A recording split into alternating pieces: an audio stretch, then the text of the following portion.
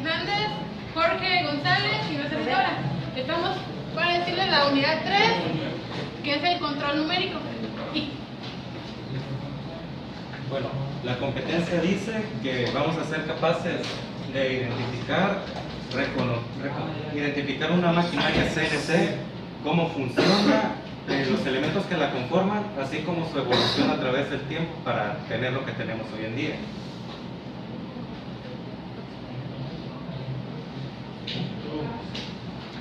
Bueno, primero les voy a hablar de las operaciones y máquinas para el maquinado de superficies.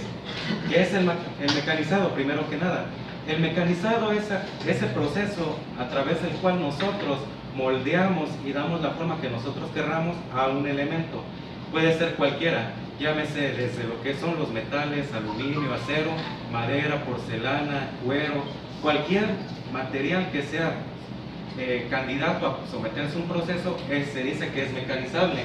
En estos jugamos con sus atributos físicos, y no solo físicos, sino que a veces también van implícitos algunos elementos químicos, como lo vamos a ver más adelante. Bueno, tenemos los tipos de mecanizado, que son sin arranque de viruta, con arranque de viruta, por abrasión y manual. Se los voy a explicar más detalladamente. El mecanizado sin arranque de viruta, podemos entender que en este tipo de mecanizado el material no sufrirá ningún cambio, digamos, en su volumen, en su densidad. Bueno, sí, en su densidad sí, porque puede que aumente o disminuya. ¿Por qué? Porque el ejemplo más claro que tenemos de esto es el forjado. El forjado es aquella operación que se da en un horno de forjado, válgase la redundancia, y a partir de unos buenos golpes, así unos como chingadazos que nos da la vida, como el hierro, ya saben que las mejores espadas se hacen con buenos golpes, así nosotros. Así funciona lo que es el forjado. La pieza se calienta a un punto tan elevado que somos capaces de moldearlo a nuestro antojo, a través de golpes o a través de moldes. En estas ocupamos, pues, ya lo dije, los hornos, pero ocupamos dos tipos de horno. El horno que es el horno de forjado, donde se hace la fundición, y el horno de temple, que pues este sirve para darle una mayor resistencia a nuestro producto o a la pieza que estemos diseñando. Igual puede ser prescindible el temple, dado la naturaleza de nuestra pieza. Y los procesos, pues ya los dije, es el forjado, que es el ejemplo más claro, el vaciado en molde y el extruido en el caso de los plásticos. El mecanizado por abrasión. El mecanizado por abrasión, nosotros generalmente usamos lo que es esto, que es un disco abrasivo. Este disco es especial para afilar herramienta de carburo de tungsteno. O sea, este es un disco Es un disco con una aplicación especial. ¿Puedes irlo pasando, por favor? Sí. Este disco, como lo van a ver, son muchas piedritas juntas que se les pone un pegamento especial. Técnicamente se le conoce como un aglutinante. ¿Cómo funciona? Nosotros lo montamos en nuestra herramienta, llámese una pulidora, un esmeril, y pues funciona a través de las revoluciones. Nosotros ponemos lo que es nuestra pieza. Nos sirve para desde dar filo, dar acabados en caso de que la piedra sea muy fina, pero vamos a ver ahorita en un video que pues funciona, puede haber otras operaciones. Y no hay que casarnos con la idea de que solamente son piedras, también está lo que son las lijas, discos abrasivos, los discos de lijas, que estos, por ejemplo, las lijas llevan cierta numeración, y entre mayor sea su numeración, es más delgado el grano. Entre más bajo sea el grano de la lija, pues más grueso es. De hecho, pues hay una lija, me parece que es de 36, que ya los granos son muchísimo más grandes y tú los puedes arrancar de la lija y jugar con esos granos. Estos generalmente se ocupan para lo que es desbaste en metales o en madera, como un tipo rectificado, si nosotros lo vemos así, pero pues con lija, no es con cuchillas ni mucho menos, porque no estamos arrancando viruta totalmente. Esto que ven aquí son pequeños pedazos de la pieza metálica, pero no es una viruta específicamente, estos son partículas, porque al final, bueno, no sé si ustedes ya han visto cómo queda una superficie después de cortar o después de afilar. queda como puro polvo, no queda ninguna viruta como tal. Después tenemos el mecanizado por arranque de viruta. Vamos a poner el video mejor, para que vean cómo vamos combinando diferentes tipos de procesos.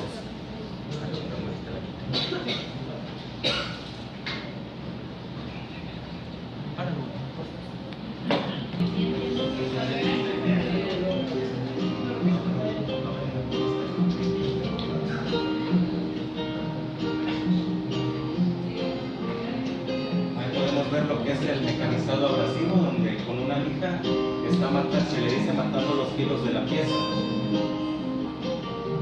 y pues ahí ya con otra lija especial en una lijadora está dando lo que es el contorno y va a empezar a hacer lo que es la parte del filo.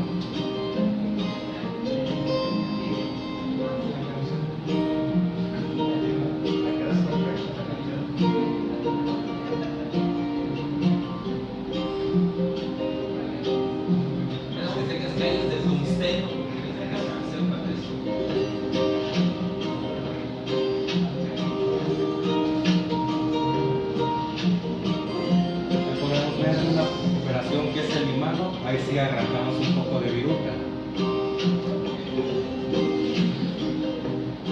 Operaciones como el taladrado también se dan.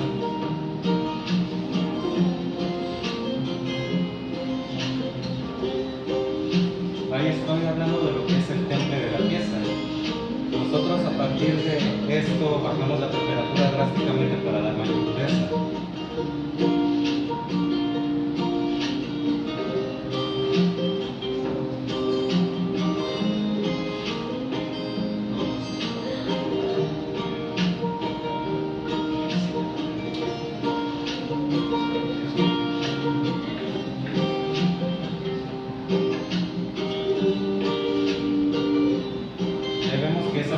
Tanto a metales como a madera o el material que nosotros decimos.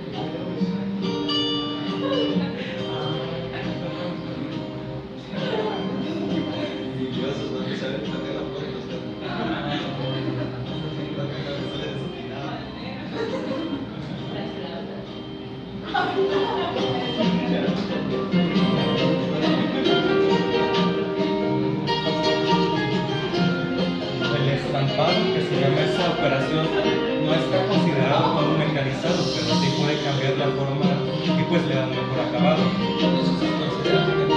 Así es. También se hace en el metal, con las formas, todo eso,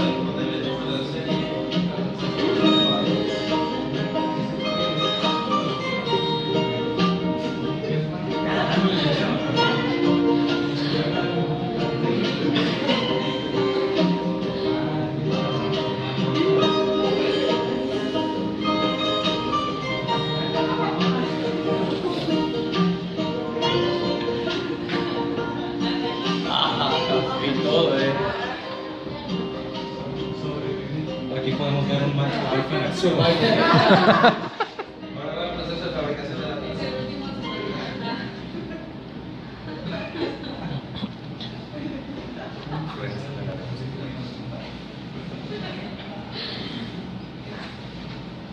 Bueno, aquí tal vez el video ya nos abrió un poco el panorama de lo que vamos a seguir hablando.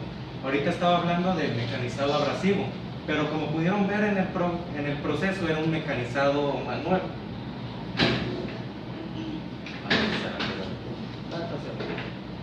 No. Bueno, en este podemos identificar las herramientas que utilizó generalmente un esmeril, una mini amoladora como se le conoce, para hacer lo que es el corte de la lámina, y en este ocupó un disco de corte especial. Son discos muy finos, no mayores a 1 milímetro de grueso, los cuales pues nos permiten cortar material muy duro, como en este caso era el acero para hacer el cuchillo. También ya en un ramo más industrial tenemos lo que son las pulidoras, pero son unos bichos, no sé, del tamaño de la mesa, cuando menos. Las rectificadoras, las cuales pueden ser cilíndricas, sin ejes o tangenciales. Es decir, las tangenciales pues son las que conocemos generalmente, las rectas. Las cilíndricas pues son, a diferencia de la tangencial, estas ocupan rodillos, me parece, para poder trabajar. Estas ocupan cierto movimiento por fricciones y pues realizan lo que es el rectificado. También depende el grado de la precisión que querramos, porque por ejemplo, entre más grueso sea nuestro grano, nosotros pues vamos a ir dejando mellas en nuestra pieza. Así que posteriormente nosotros vamos a utilizar herramientas muchísimo más finas para poder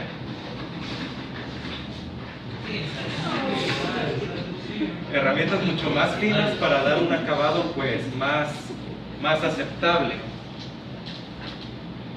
El mecanizado por arranque de viruta. Este es el mecanizado más común que tenemos porque pues es el con el que estamos más en contacto. Aquí ocupamos lo que son tornos, fresadoras, brochadoras, entre un largo, etcétera. ¿Por qué? Porque estas son las que nos permiten como tal formar el material. Porque a partir nosotros a partir de un material, llámese un lingote, un cubito, que son lingotes, para que anden en la jugada, un torcho, una barra o varillas inclusive, nosotros podamos dar forma a los materiales. Estas ocupan, su característica es que ocupan herramientas con un filo definido, como estas. Ahí va lo que es una broca de paleta y una fresa para una máquina router. También se las puedes ir circulando. Bueno, no pude traer un buril porque no me dejaron sacarlo, pero si no se los traía. La característica de estas herramientas es que tienen un filo muy definido. Igual se les conoce como su ángulo de ataque, es el ángulo con el que van directamente a cortar la pieza. Y pues se dice que es viruta porque pues estas pequeñas partículas es desperdicio del material. Es una viruta que al final o se tira o se trata, lo que generalmente se trata es reciclarla a través de un fundido, que pues ya vimos que es una parte o un elemento de un mecanizado sin arranque. ¿Para qué? Pues para reducir costos. Acuérdense que también somos ingenieros industriales y tenemos que ver la viabilidad económica. Aquí hay una pieza mecanizada sin fresa y con mecanizado manual. Con lo que se hizo un machuelo, se le hizo la cuerda interna a los orificios, y con un taladro pues hicimos lo que son los abocardados, los avellanados, hicimos las perforaciones necesarias para poder realizar la pieza, y posteriormente fue terminada en una fresadora.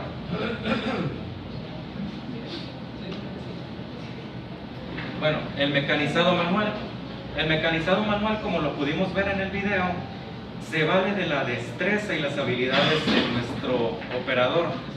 Este caso, la pieza que les están pasando también fue hecha manualmente o semi-manualmente, porque como tal fue hecha en un torno convencional, en una fresa convencional.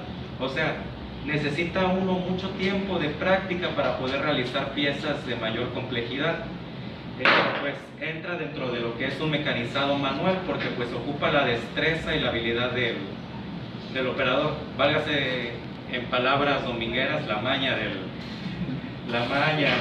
el colmillo del operador, porque pues hay muchas formas de hacer la pieza, pero pues todas funcionan, pero una es más efectiva que la otra. Aquí, como podemos ver, se está usando una aterraja para hacer lo que es la cuerda externa en un tornillo. Vamos a ver otro video donde más visualmente van a ver lo que es el mecanizado con arranque de viruta. Este es un brochado, porque pues hemos hablado mucho del brochado, pero no conocemos cómo es la herramienta. Es una herramienta un poco rara, así que pongan atención.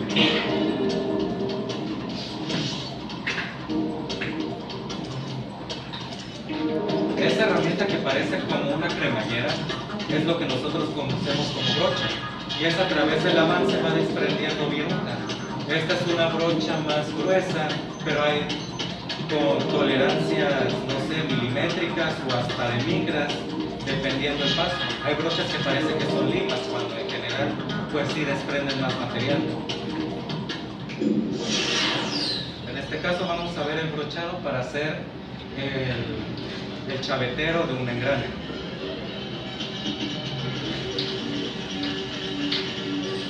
También cabe mencionar que todas estas operaciones generan fricción, y la fricción genera mucho calor, y este calor puede dañar la pieza o puede dañar la herramienta. Por lo tanto, ocupamos, como pudieron ver, eso que parecía miel, es un aceite grado 25W50-60, es un aceite de alta viscosidad para proteger tanto la pieza como la herramienta. El brochado no es por eso que ven, ahí está quitando lo que es la viruta. Ya técnicamente dos brochas en la mano. Exacto. Sin el brochado, esos dientes que ven es lo que hacen el trabajo. Este es un brochado, como les digo, es grueso por el tamaño de las muelas o de los dientes que tiene esta herramienta.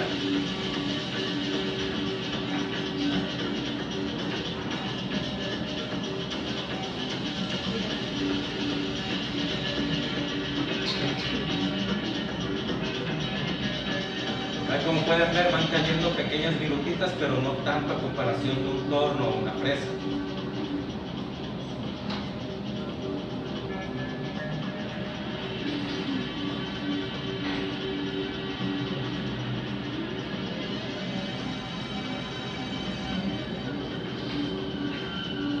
Y pues ahí tenemos lo que es nuestro puñero chavetero, donde se colocan los prisioneros. Posiblemente este engrane vaya a soportar altas presiones o vaya en un motor de alto caballaje, por lo tanto necesita esa protección adicional.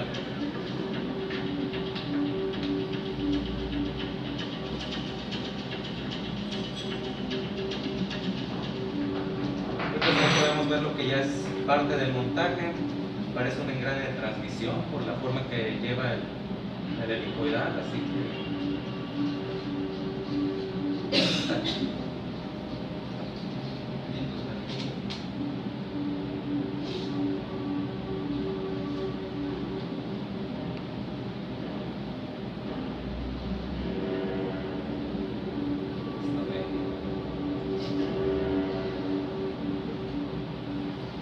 y pues finalmente pudimos ver cómo termina este proceso. Y les digo, generalmente las flechas o estos engranes llevan lo que es nada más un puñero, pero este, tal vez por la naturaleza del trabajo que iba a desempeñar, lleva dos. Y pues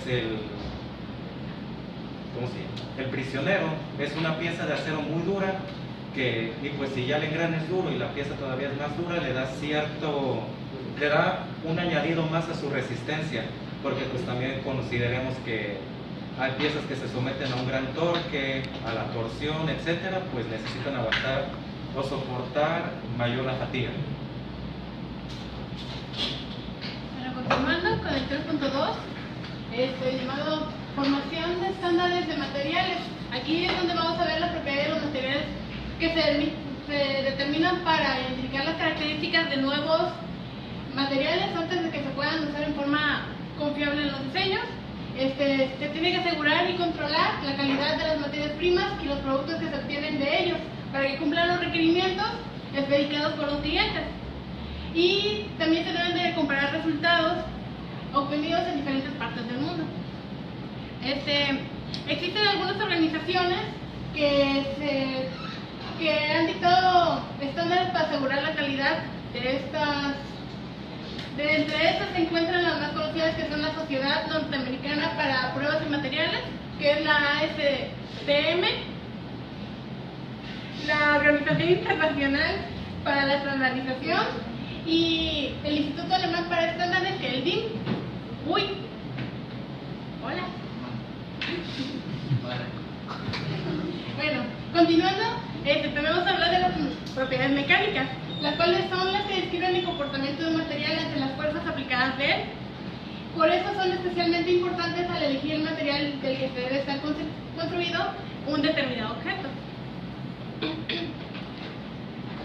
Bueno, las propiedades mecánicas, entre muchas, traje unas 8, que son la dureza, lo cual es donde se ve la resistencia de los cuerpos al ser rayados o penetrados por otros.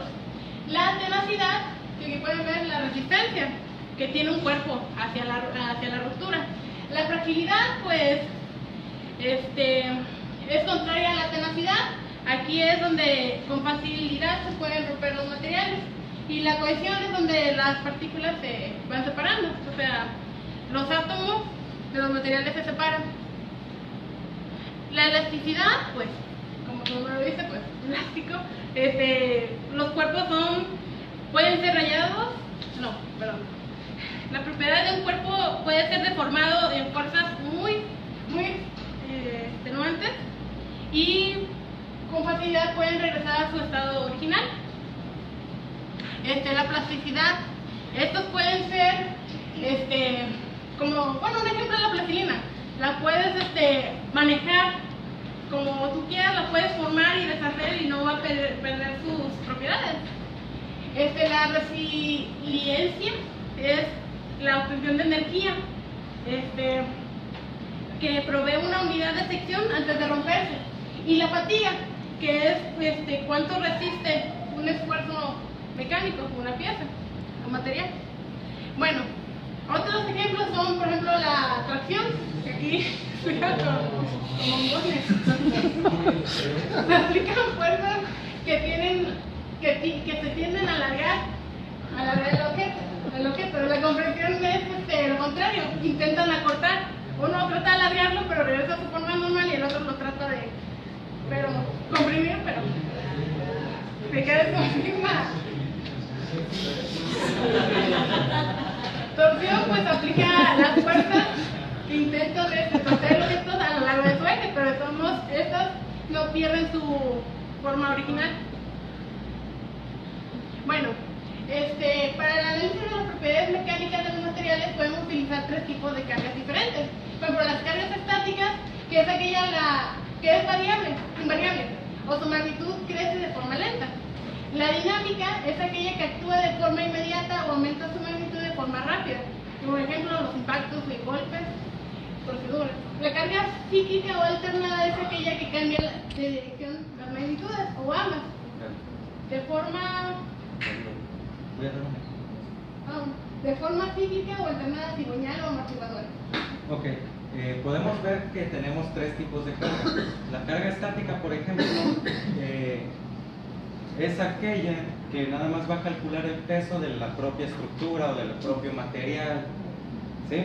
Digamos, la carga estática, en un ejemplo que podemos ver aquí, son estas paredes. ¿Cuál es su carga estática?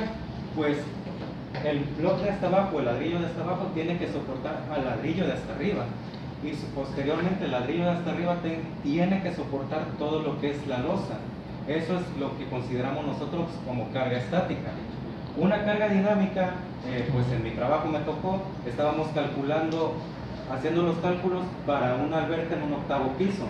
Hay que calcular la carga estática y la carga dinámica, porque primero hay que tomar en cuenta 150,000 litros de la alberca.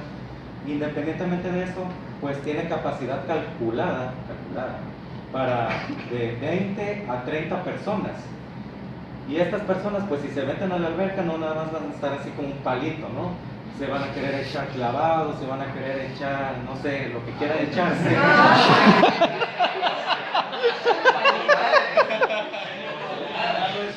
Eso seguro ya lo hizo Sael. Si la alberca es de él. Ya lo hiciste, Sael. Pues bueno, hay que tener todo eso en cuenta. ¿Para qué? Para nosotros poder calcular lo que es la cimentación, porque no le vamos a poner una cimentación normal o lo que generalmente lleva un edificio de 8 o 10 pisos, sino hay que calcular aparte los refuerzos, las cadenas, todo eso para que soporte esta carga dinámica. Y pues en la carga cíclica o alternada es aquella en la que cambia la dirección o magnitud de las fuerzas. Pues tenemos lo que es una caja de velocidades. Pues nosotros vemos en el tacómetro cuando estamos, o simplemente lo oímos ya por mera inercia, cuando vamos en primera ya empieza a sonar primero muy grave y después empieza a sonar muy agudo. Ahí está cambiando el torque de nuestra caja. Cuando nosotros hacemos otro cambio, pues alternamos otra vez ese torque. Es decir, íbamos en primera a 5,000 revoluciones, cambiamos a segunda y volvemos a segunda, pero en 2,000 revoluciones.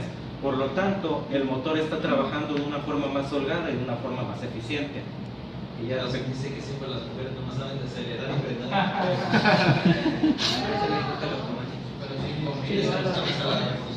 Bueno, continuando, las propiedades mecánicas se determinan mediante pruebas.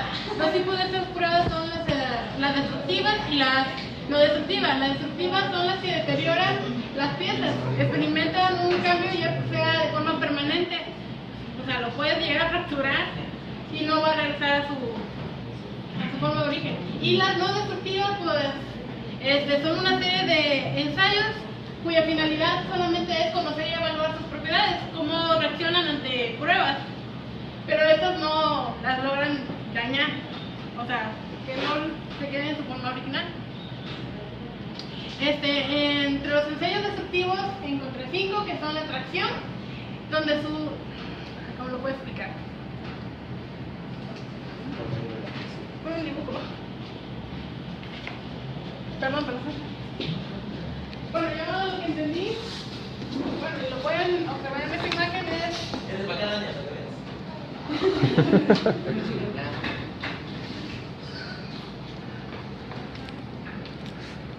donde el más empleado consiste en someter el material a esfuerzos progresivos, crecientes que trascienden en direcciones de su eje hasta que llegue la deformación de la ruptura.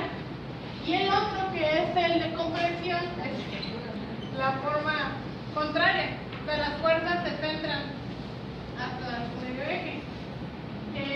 Es un ensayo técnico para determinar la resistencia de un material o de su formación ante el esfuerzo. Bueno, yo lo entendí con eso. Ahí lo pueden ver también. Jalan las fuerzas y en esas se contraen hasta su centro. Bueno, el siguiente es el impacto, en el cual este ensayo estático permite conocer la capacidad de resistencia. La fatiga, es una forma de rotura que ocurre en estructuras sometidas a muy fuertes tensiones. La fatiga, pues lo que acabo de decir, perdón, la dureza se mide utilizando un durómetro como el que pueden ver aquí abajo.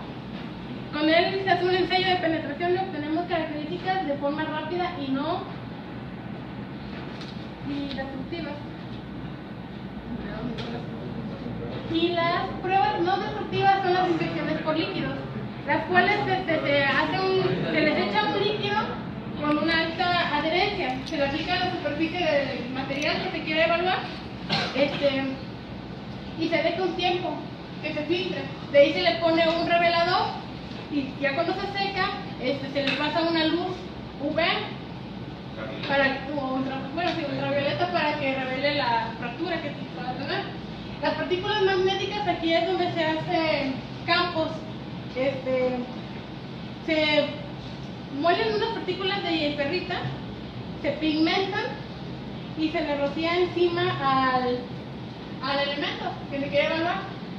Y con eso se hace el campo. Hace que Se ve cómo se distribuyen las partículas y es cómo está moviéndose el campo electromagnético dentro de la pieza.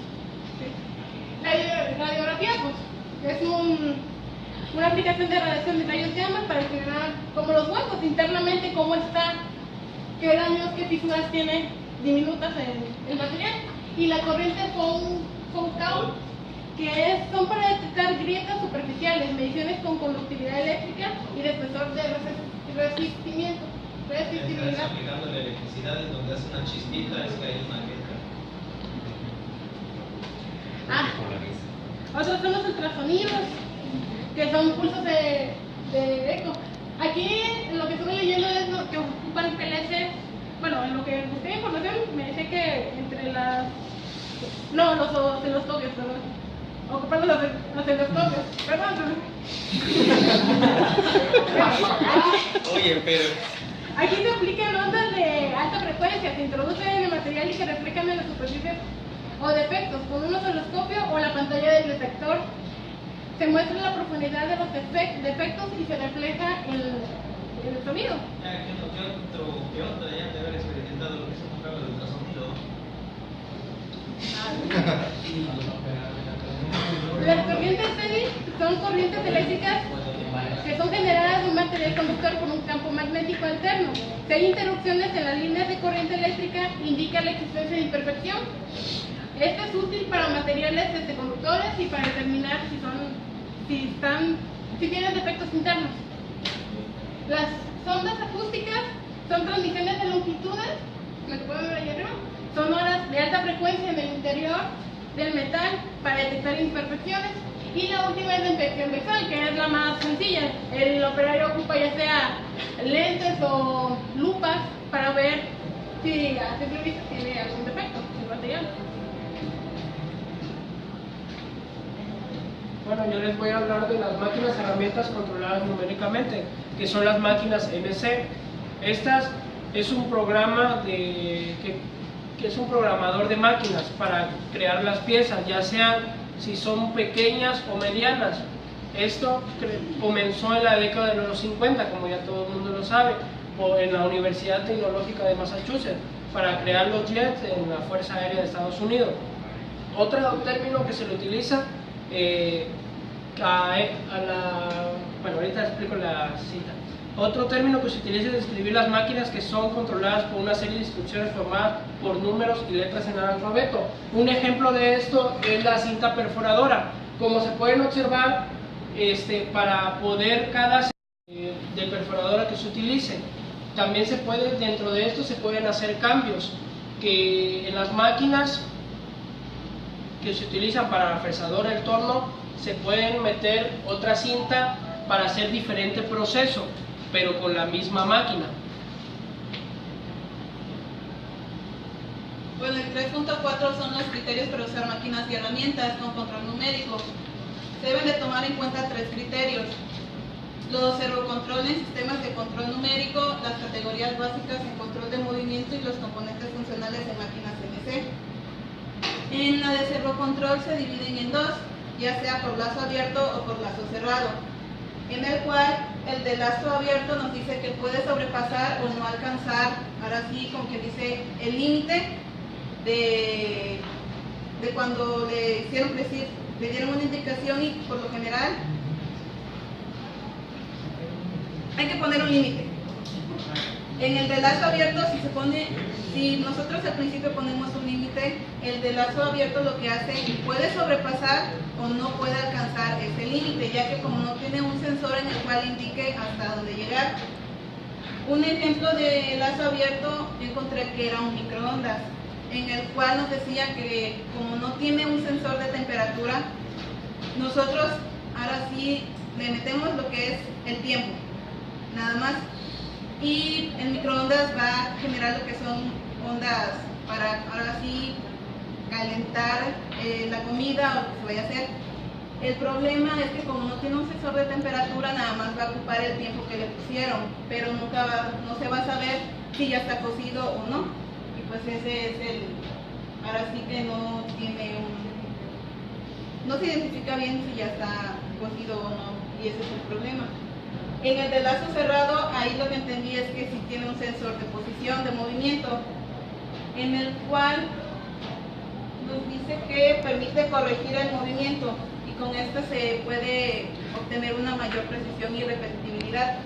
Bueno, en el de lazo cerrado yo entendí que un ejemplo puede ser cuando se van a los baños de Cinépolis, cuando ponen las manos se activa un sensor para que sale el agua. Yo eso lo entendí como un sensor, uno de lazo cerrado.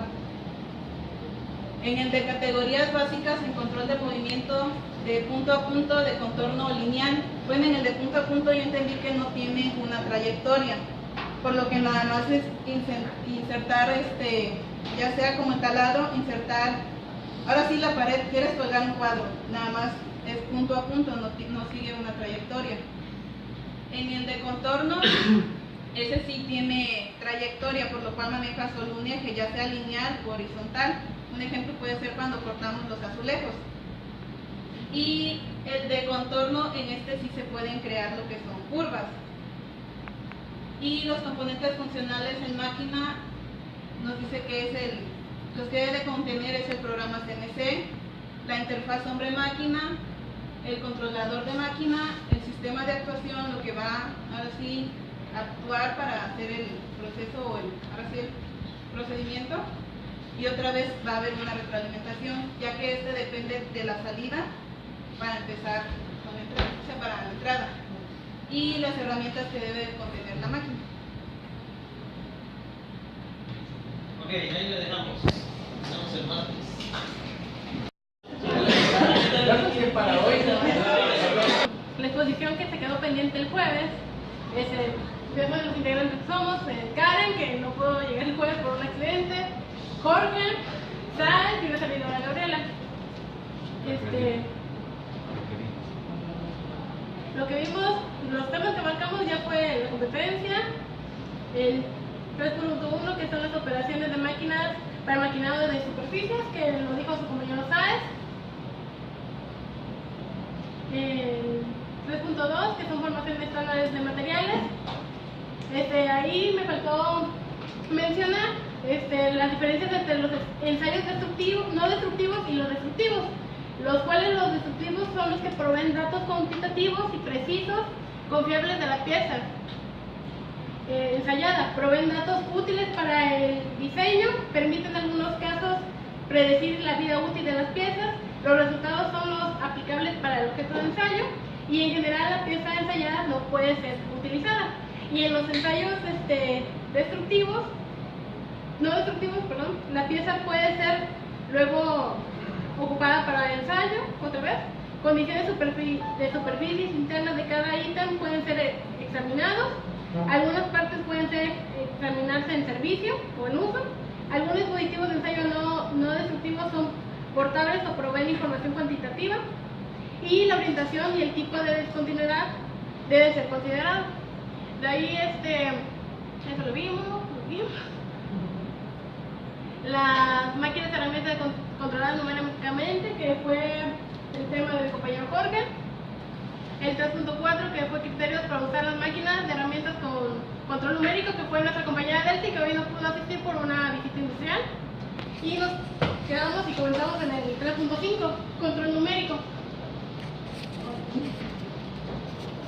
Bueno, el control numérico, su definición claramente se puede decir que se define como un aparato electrónico en el cual, mediante una serie de instrucciones codificadas, podemos controlar el funcionamiento de las máquinas. Los elementos básicos del control numérico, para eso son 3 elementos, que es el programa, el control numérico y la máquina. En el programa van todas las instrucciones almacenadas de lo que se va a ejecutar. El control numérico ejecuta todas estas instrucciones para llevar a cabo el funcionamiento, y en las máquinas ejecutan todas las codificaciones que se codifican mediante el control numérico. Bueno, aplicaciones de control numérico, como se puede a observar, en las empresas la mayoría se aplica en los tornos, en las fresadoras, en máquinas de soldar, máquinas de corte. Ahorita les doy un ejemplo de ellos. Estos son unos ejemplos de máquinas de NC, que es el torno, que son del mecanizado de eje. La otra es la máquina de corte de metal. Las máquinas de soldar por fricción, estas también son automáticas. El taladro, la fresadora, que esa es otra máquina. Bueno, la máquina roladora de 3 ejes con rodillo de motores, la pulsadora de CNC hidráulica. Esos son algunos ejemplos de que se utilizan en el control numérico. Bien, yo les voy a hablar sobre la evolución de control computarizado en manufactura.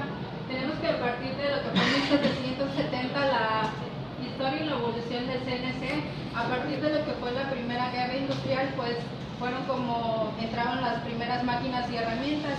Y pues sabemos que estas eran operadas anteriormente manualmente y pues con el paso del tiempo se fueron automatizando. Hacia lo que fue en 1942 surgió el primer control numérico. Esto debido a la necesidad de una industria aeronáutica para lo que era la realización de las hélices de helicópteros. En 1945 se desarrolló la computadora electrónica. En 1952 surgió lo que fue la primera máquina fresadora de control numérico. Esto con el fin de que, pues cuando Henry Ford lanzó lo que fue la línea de ensamble, esto trajo más producción y pues las máquinas, bueno, las piezas cada vez eran un poco más difíciles de realizar. Entonces fue cuando pidieron la contribución de John Parsons junto con el Instituto de Massachusetts para que pues ellos pudieran lograr crear esta primera máquina. Y tenemos que en 1954 se desarrolló el lenguaje APT, que este consiste pues en lo que son las formas de las piezas y las dimensiones. En 1900, bueno, lo que es el control numérico se dividió en 4 generaciones.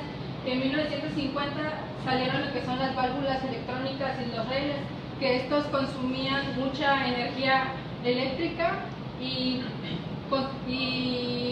producían mucho calor. Después en 1960 se desarrollaron los transistores, que esto ayudó a reducir lo que fue el consumo de energía. En 1965 pues desarrollaron los circuitos integrados, que estos pues son unos elementos esenciales de lo que son el sistema CNC. Y en 1975 tenemos los microprocesadores. Y pues posteriormente en 1980 salieron los componentes de superficie.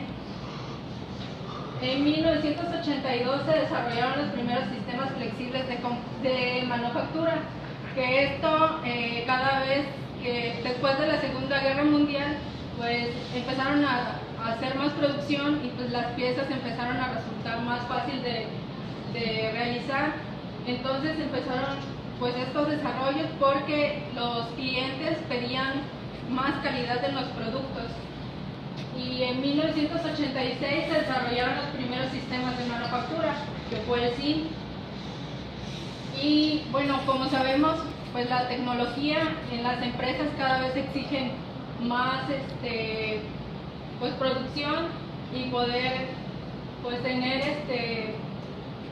mejores ingresos. Entonces pues se crearon lo que fueron las máquinas tridimensionales para llevar acabados de las piezas más detallados. Y en 1993 el MIT desarrolló la impresora 3D por inyección, hasta que pues en 2005 se dio a conocer lo que fue el equipo de impresión en tercera dimensión con alta definición. Y bueno, estas impresoras nos permiten manipular de manera automática distintos materiales y agregarlos capa a capa de forma muy precisa para construir un objeto en 3 dimensiones. Y nos dice que existen 2 tipos de impresoras, que es la en 3D de tinta, que utilizan una tinta aglomerante para compactar el polvo. El uso de la tinta permite la impresión en diferentes colores. Y las impresoras 3D en láser, este láser transfiere energía al polvo haciendo que se polimerice, después se sumerge en un líquido que hace que las zonas polimerizadas se solidifiquen. Todo de Tecnológico de Massachusetts, ¿no? Sí. A ver si de aquí sale una máquina que automatice la producción de globales. Continuando con el 3.7, la evolución de los sistemas de manufactura basados en control numérico, los sistemas de fabricación flexible se pueden definir en dos tipos, la de producción y la de automatización. Los de producción son un conjunto de máquinas e instalaciones enlazadas entre sí mediante un sistema de transporte y control que es capaz de producir una variedad de productos dentro de una grama sin necesidad de interrumpir el proceso de fabricación. Y los de automatización son un sistema controlado por computadora central que conecta varios centros de estaciones de trabajo automatizada mediante un sistema automático o de manipulación de materiales. Bueno, siguiendo un poco con la vida del tiempo, en 1725 por Joseph Marie Hawthorne crea una máquina de tejer constituida por varias tarjetas perforadas. Para poder cambiar de función tenía que cambiar de tarjetas. En 1863 por Neus patentó el piano automatizado, que era también una serie de tarjetas, pero aquí se le llamó pianola. En 1817 y 1870 se comienza con la mecanización y automatización de procesos industriales. De ahí surgen las máquinas especiales que eran cortadoras de metales. Christopher Spencer inventa el primer torno automático y Eli Webner desarrolló plantillas y dispositivos. Aquí se empieza a ver lo que es la manufactura por partes intercambiables. En 1870 y 1900 surge la necesidad de definir una secuencia de operaciones. Aquí era automatizado, pero por medio de... El método de programación era mediante levas. De ahí se crean dispositivos para determinar la secuencia de operaciones. Y en 1880 se redujo la introducción de la variedad de herramientas para maquinado de metales y esto dio paso a la producción en masa. En 1940 se introdujeron los controles automáticos, neumáticos y electrónicos y se dio más énfasis en el maquinado automático. En 1945 se hizo más por investigar sobre el control numérico y se empezó a experimentar a gran escala. En 1950 nacen las primeras máquinas transfer para producir grandes series de piezas neumáticas, particulares. En 1952 en el Instituto Tecnológico de Massachusetts, repitiendo un poco lo de mi compañera, se crea la primera fresadora basada en control numérico, constituida por bulbos, código binario y cintas perforadas. Para 1955, las herramientas automatizadas empezaron a aparecer en las plantas de producción de la Fuerza Aérea de Estados Unidos. Y en 1956 se empezó a concentrar la investigación en el desarrollo del control numérico. Y Pearson desarrolló técnicas de control numérico directo y manufactura computarizada. En 1976 fue un gran salto para el control numérico computarizado, ya que aquí se introduce el microprocesador. En 1982 se empezaron a ver los primeros sistemas flexibles de manufactura y en 1986 los primeros sistemas de manufactura integrada. De ahí, una de las instalaciones de fabricación flexible posee en general equipos de producción, los cuales son que deben de realizar automáticamente cambios de piezas, herramientas que les permite trabajar operaciones de pie durante largos periodos de tiempo. De ahí los sistemas de manutención y transporte son automáticos de piezas y herramientas tanto entre máquinas como entre ellas y los almacenajes. De ahí la entrada al azar de un conjunto de piezas son distintamente adecuadas para identificar dentro de una gran gama o amplia o pequeña gama de determinada asociación de tecnología, y la monitorización y control informatizado que coordinaba todos los procesos. Y de ahí pues un sistema de gestión de materiales, máquinas y herramientas que permiten primero la fabricación justo a tiempo, la inspección de la producción y de ahí los diagnósticos y mantenimientos preventivos.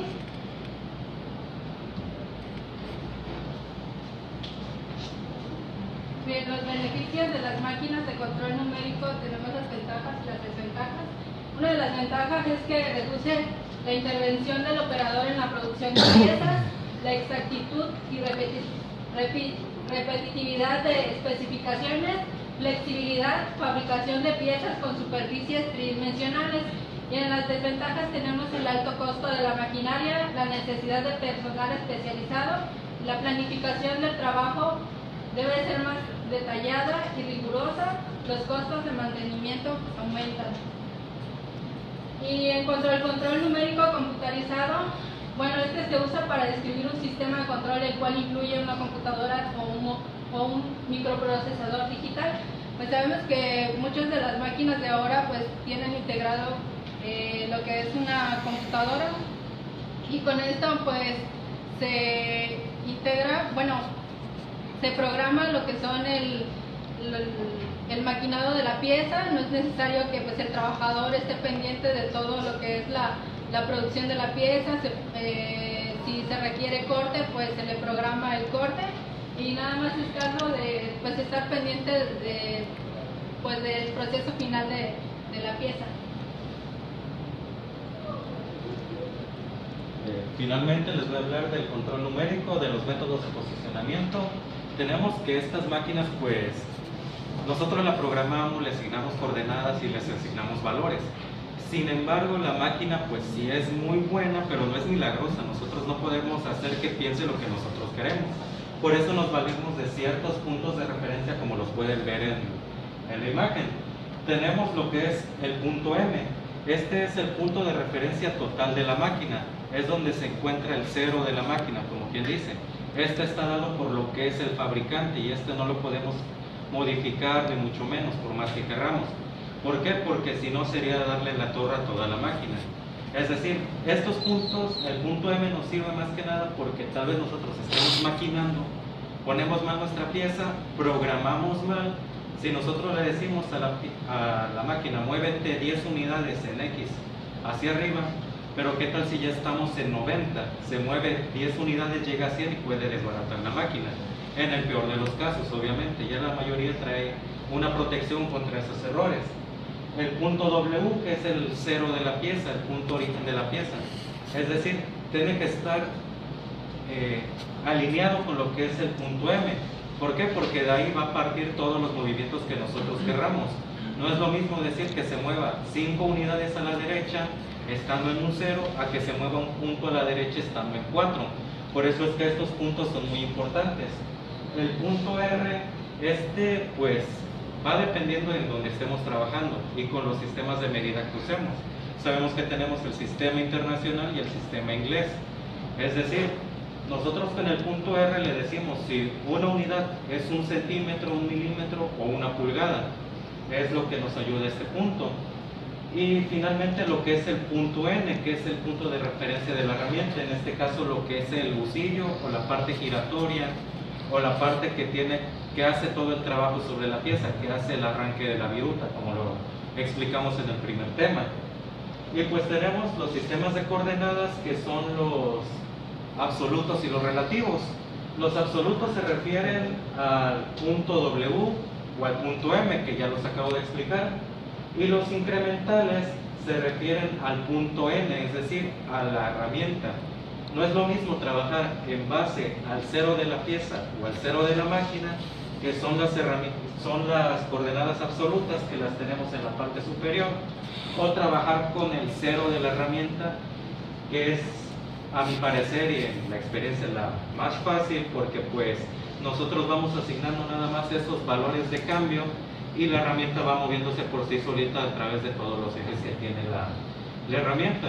Sea cual sea el sistema que nosotros usemos, o el sistema de coordenadas que nosotros usemos, perdón, el resultado siempre es el mismo, siempre y cuando lo sepamos programar. Y pues bueno, eso fue todo por parte del equipo. No sé si haya quedado alguna duda, bueno, los comentarios ahorita vienen. Muchas gracias por su atención. Aquí lo paro ya, ¿verdad? ¿Ya lo paro, no? La despedida.